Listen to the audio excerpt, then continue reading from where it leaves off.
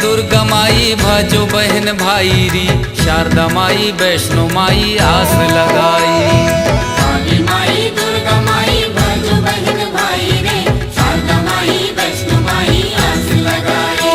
हे जन्म जन्म के पाप मिट जाई री, महामाई खेर माई भजो भाई री।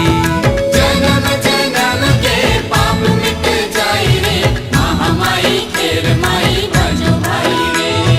काली माई दुर्गा माई भजो बहन भाई री, शारदा माई वैष्णो माई आस लगाई। काली माई दुर्गा माई भजो बहन भाई रे, शारदा माई वैष्णो माई आस लगाई।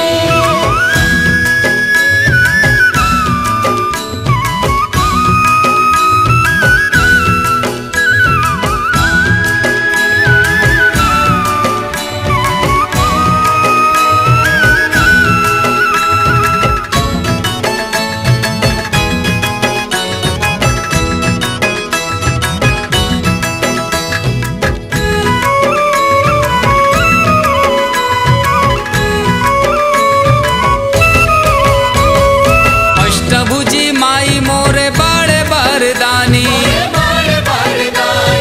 तीन लोक माई की महिमा बखानी। खाली झोली लेके आए भर के जाए भाई री, महामाई खेर माई भजो भाई री। खाली झोली लेके आए भर के जाए भाई रे, महामाई खेर माई भजो भाई रे। काली माई दुर्गा माई भजो बहन भाई री, शारदा माई वैष्णो माई आस लगाई। काली माई दुर्गा माई भजो बहन भाई रे, शारदा माई वैष्णो माई आस लगाई।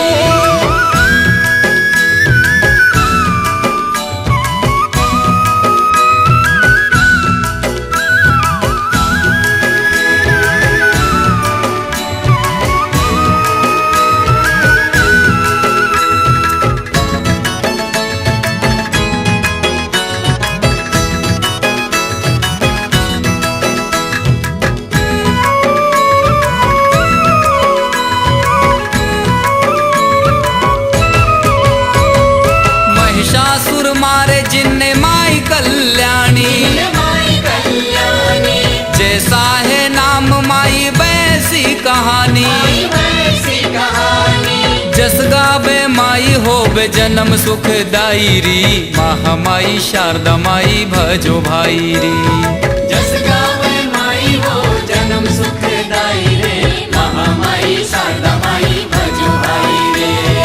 काली माई दुर्गा माई भजो बहन भाई री, शारदा माई वैष्णो माई आस लगाई।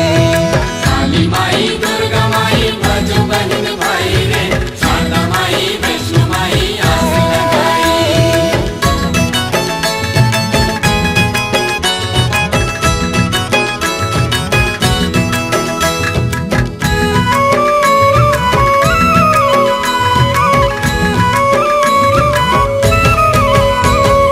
चैत क्वार नवराते मैया बिराजे, मैया विराजे, पहाड़िया के ऊपर में शंख घंटा बाजे।